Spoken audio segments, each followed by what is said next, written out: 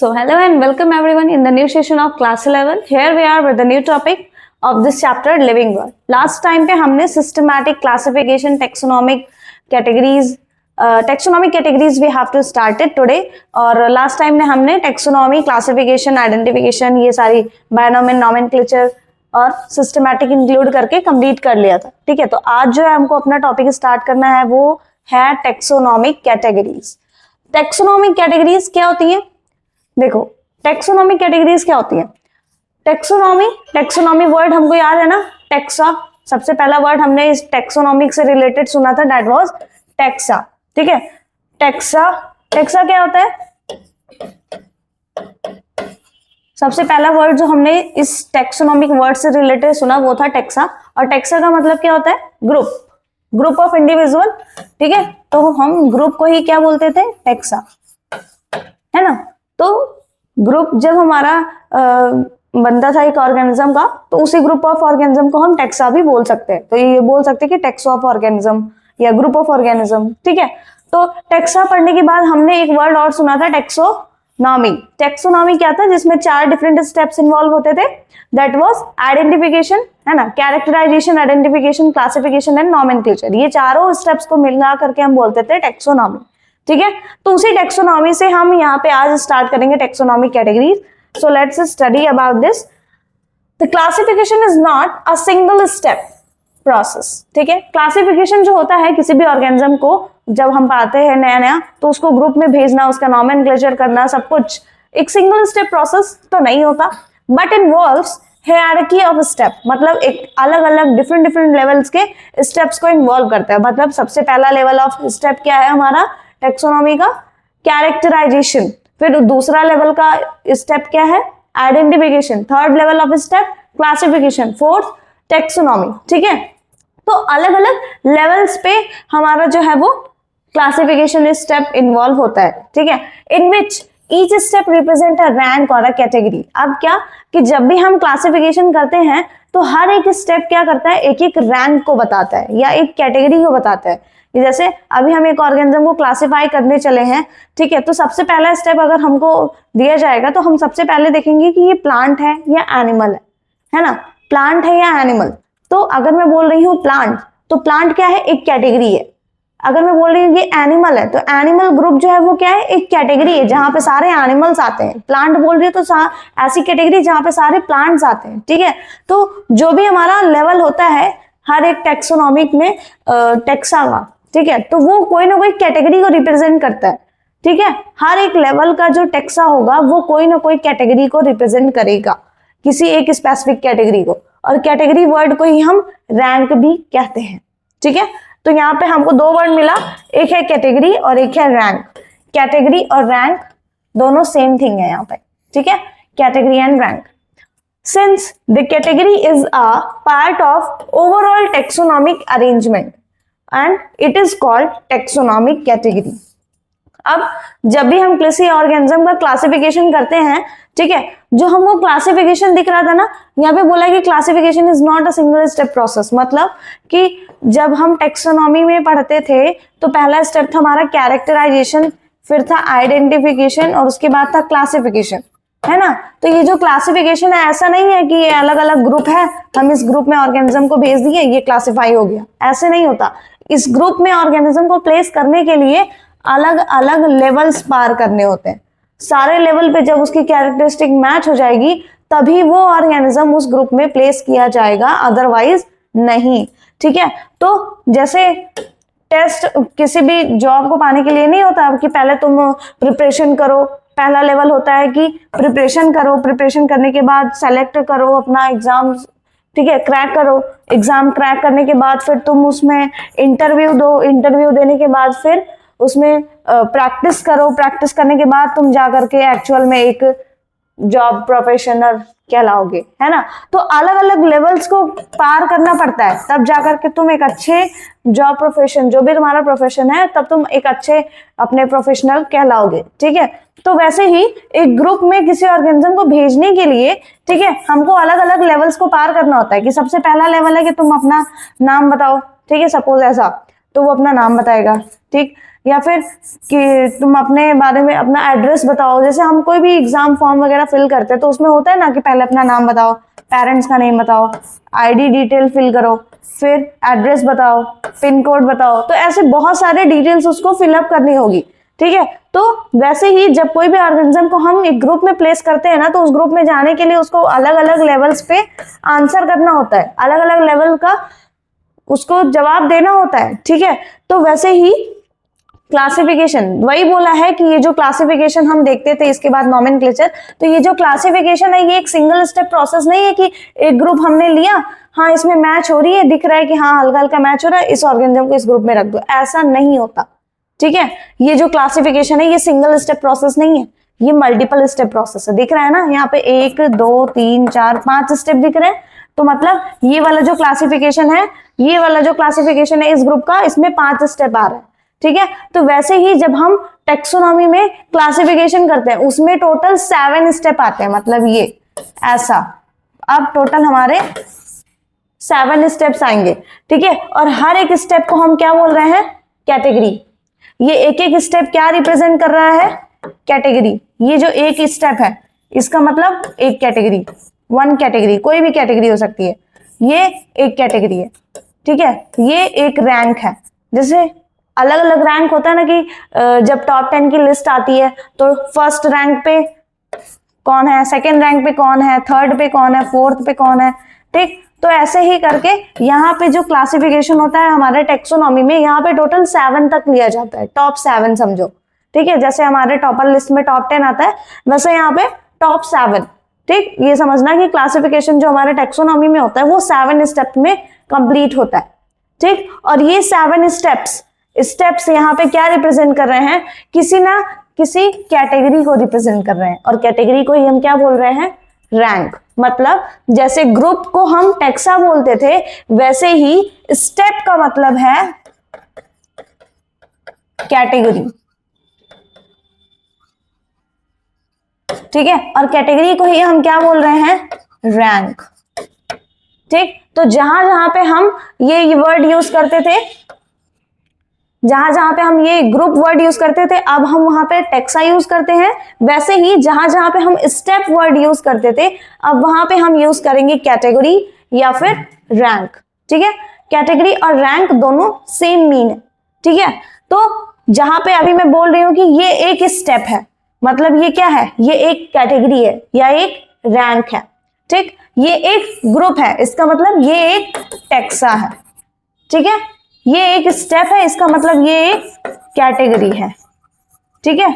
तो वर्ड को रिप्लेस किया गया है, और ग्रुप वर्ड को किससे, टेक्सा से। जहां जहां पे ग्रुप बोलते थे वहां टेक्सा बोलेंगे, जहां जहां पे हम स्टेप बोलते हैं कि ये 7 स्टेप में हमारा क्लासिफिकेशन हो रहा है, तो ये 7 स्टेप वर्ड को रिप्लेस किया है कैटेगरी से, मतलब ये टोटल क्या है, 7 कैटेगरी है, ठीक है।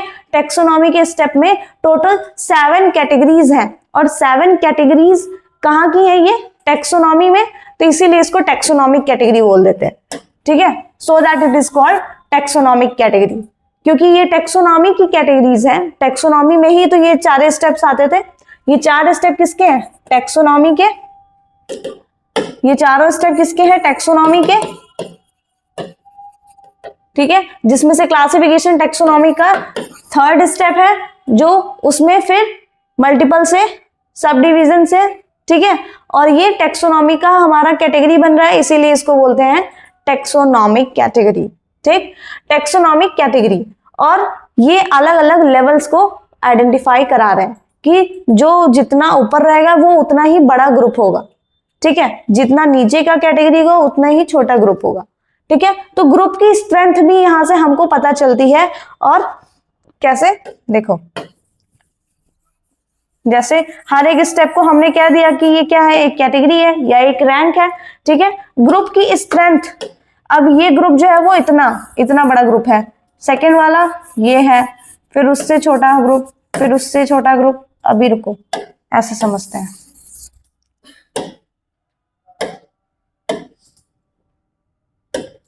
अभी देखो ये ग्रुप है, फिर ये ग्रुप, 3 4 5 6 7, ठीक है। अब ये क्या पता चल रहा है हमको, यहाँ पे स्ट्रेंथ पता चल रही है ग्रुप की। ये ज्यादा बड़ा ग्रुप है, फिर ये थोड़ा सा छोटा ग्रुप है, फिर ये थोड़ा सा, तो मतलब जैसे जैसे हम डाउन द ग्रुप आ रहे हैं, डाउन द सीरीज, वैसे हमको पता चल रहा है कि ग्रुप की स्ट्रेंथ जो वो कम होती जा रही है। तो जो सबसे टॉप लेवल का ग्रुप होगा वो हमारा सबसे बड़ा ग्रुप होगा, और सबसे छोटा हमारा ये 7th वाला, ठीक है। अब यहाँ पे क्या है, पहला स्टेप जो होगा उसमें सबसे ज्यादा अमाउंट ऑफ ऑर्गेनिज्म इंक्लूड हो जाते हैं, ठीक है। तो फर्स्ट ग्रुप को हम क्या बोलेंगे, अपना फर्स्ट रैंक जो भी है हमारा, ये जो भी कैटेगरी है या फर्स्ट रैंक है, इस पे सबसे ज्यादा अमाउंट ऑफ ऑर्गेनिज्म आएंगे, फिर उससे थोड़े से कम, फिर उससे थोड़े से कम सिमिलर कैरेक्टर, फिर ऐसे ऐसे करते करते हमारा ये जो ग्रुपिंग है नंबर ऑफ ऑर्गेनिज्म कम होता चला जाएगा, ठीक है। नंबर ऑफ ऑर्गेनिज्म, ये ऑर्गेनिज्म की क्या बता रही है, स्ट्रेंथ, स्ट्रेंथ ऑफ ऑर्गेनिज्म,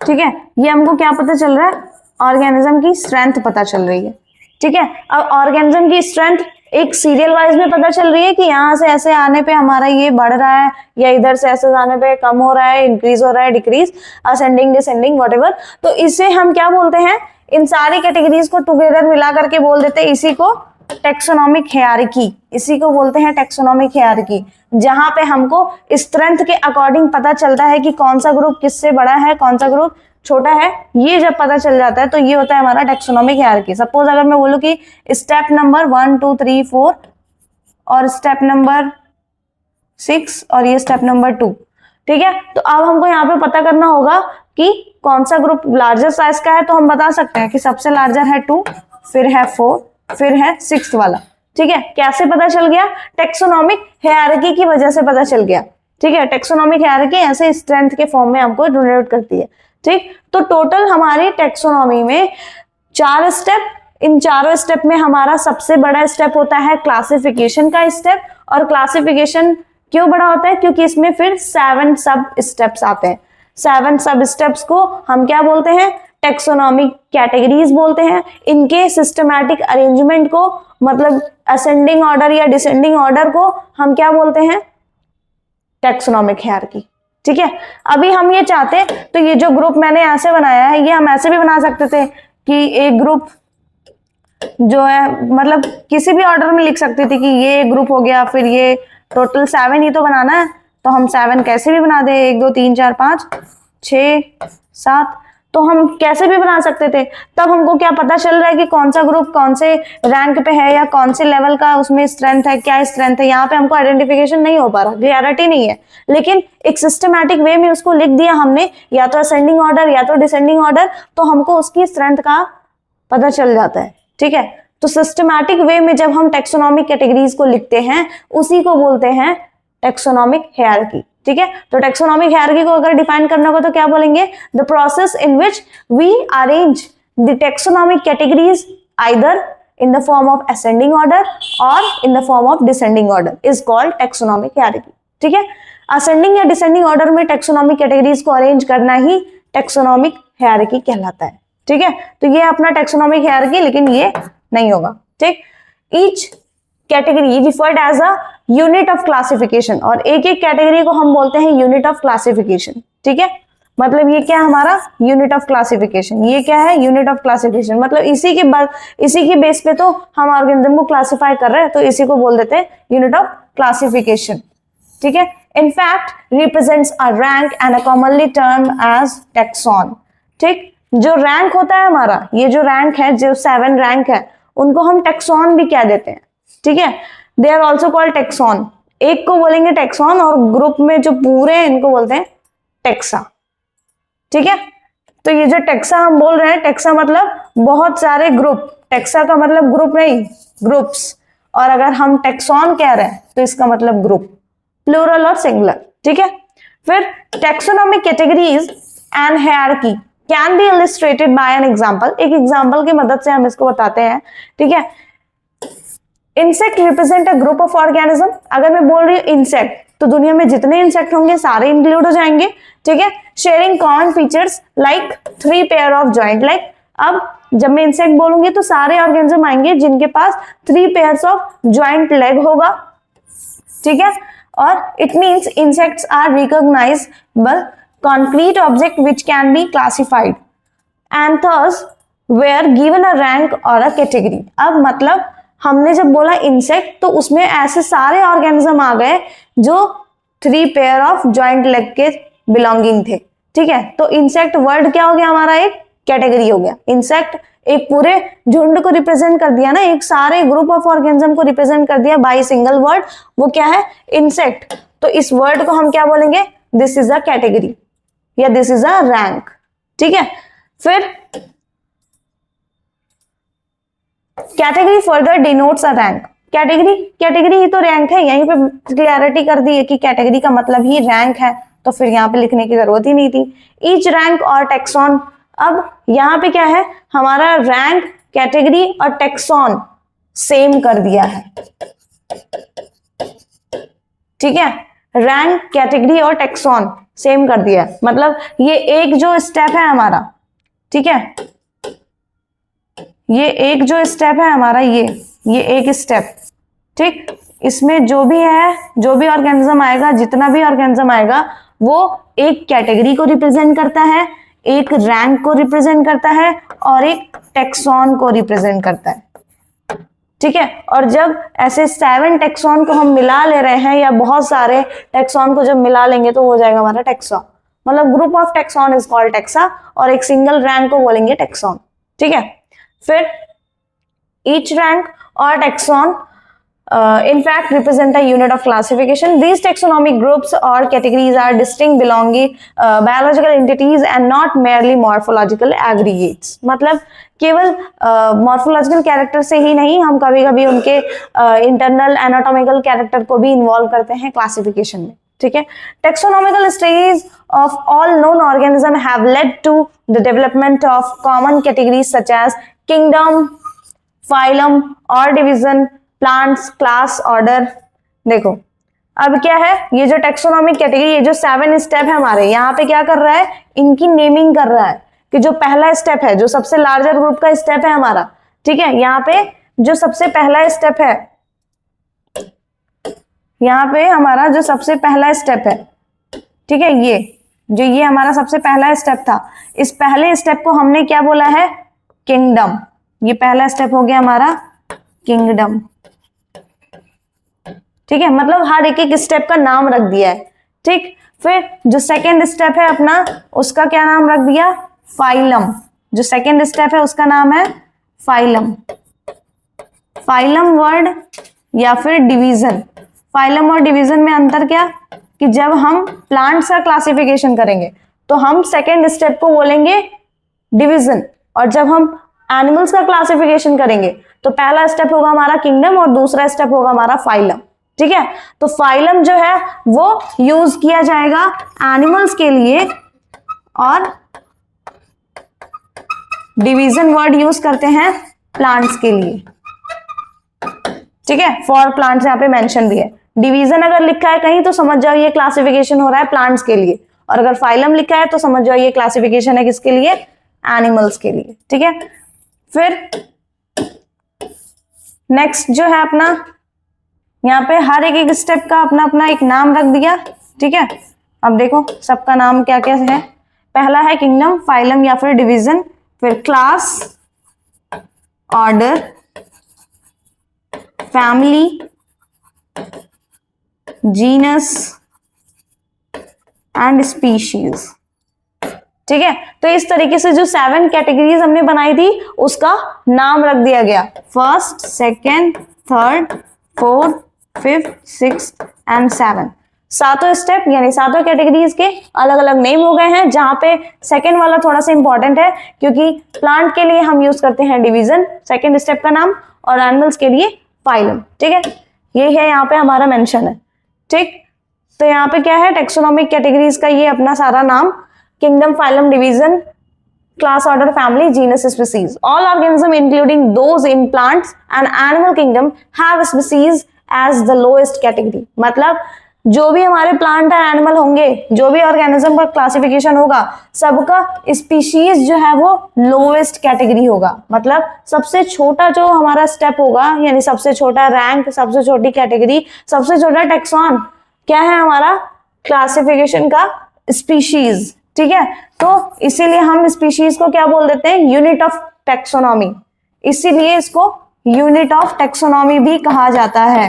क्यों? क्योंकि ये सबसे स्मॉलेस्ट स्टेप है टेक्सोनॉमी। ठीक है, यूनिट ऑफ टेक्सोनॉमी या फिर यूनिट ऑफ क्लासिफिकेशन भी कहा जाता है। ठीक, now the question you may ask is how to place an organism in various categories. The basic requirement is the knowledge of characters of an individual or group of organism. This helps in identifying the similarity and the dissimilarity among the individual of same kind of organism as well as other kind of organisms. अब क्या? अब हमको ये तो पता चल गया कि क्लासिफिकेशन के कितने स्टेप्स होते हैं, ठीक है, उनके क्या क्या नाम होते हैं, कितनी कैटेगरीज हैं टोटल, उनकी हायरार्की कैसे अरेंज होती है, क्या उनका असेंडिंग ऑर्डर है, क्या उनका डिसेंडिंग ऑर्डर है, ठीक है, kingdom, phylum, division, class, order, family, genus, species, ये सारा कुछ हमको पता तो चल गया। अब अगर हमको कोई ऑर्गेनिज्म इन सारे स्टेप्स में प्लेस करना होगा तो हम कैसे करेंगे? ठीक है, अब बात ये आती है कि ठीक है, हमने नोमेनक्लेचर करना सीख लिया, स्टेप्स देख लिए क्लासिफिकेशन के, सब कुछ समझ लिया। अब हमको अगर क्लासिफिकेशन एक्चुअल में करना होगा तो हम कैसे करेंगे? ठीक है, तो कैसे करेंगे हम? बेसिक रिक्वायरमेंट होगी हमको उनकी कैरेक्टर्स के बारे में नॉलेज होनी चाहिए। मतलब क्या? वही जब कैरेक्टराइजेशन करेंगे तो हमको पता चल जाएगा ना कि क्या क्या कैरेक्टर्स हैं। तो कैरेक्टराइजेशन अच्छे से करना चाहिए हमको, ठीक है, ताकि हमारा क्लासिफिकेशन कहीं भी गड़बड़ ना हो। कैरेक्टराइजेशन जितनी अच्छी होगी उतनी इजीली हम क्लासिफिकेशन कर लेंगे। ठीक, तो हमको क्लासिफिकेशन करने के लिए क्या होना चाहिए? कैरेक्टर्स की नॉलेज होनी चाहिए, और फिर उसी बेसिस पे हम सारे ऑर्गेनिज्म को इन सारी कैटेगरीज में प्लेस करते चले जाएंगे, क्लासिफिकेशन हमारा होता चला जाएगा। ठीक है, तो इस तरीके से हम क्या करते हैं? क्लासिफिकेशन करते हैं, जो कि टेक्सोनॉमी का थर्ड स्टेप है। ठीक है, जिसमें सब डिविजन्स होकर के 7 सब स्टेप्स आ गए।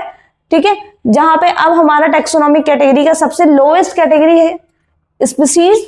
ठीक है, सबसे लोएस्ट कैटेगरी है स्पीशीज, और इसीलिए इसको क्या बोलते हैं? यूनिट ऑफ क्लासिफिकेशन भी बोलते हैं, क्योंकि ये सबसे ज्यादा लोएस्ट है। ठीक है, तो विद दिस हम अपना ये लेक्चर एंड करते हैं। नेक्स्ट लेक्चर में जो है हम अपना ये स्पीशीज, जीनस, फैमिली और ऑर्डर, क्लास, फाइलम, डिवीजन, ये सारे टॉपिक्स को कवर करके इस चैप्टर को एंड कर लेंगे, क्योंकि फिर टेक्सोनॉमिक एड्स हमारे सिलेबस में तो है ही नहीं, है ना, टेक्सोनॉमिक एड्स है नहीं, तो यहां तक हम अपना चैप्टर एंड करके कल फिनिश कर लेते। Okay, thank you very much. If you have any doubt you can ask in the comment section.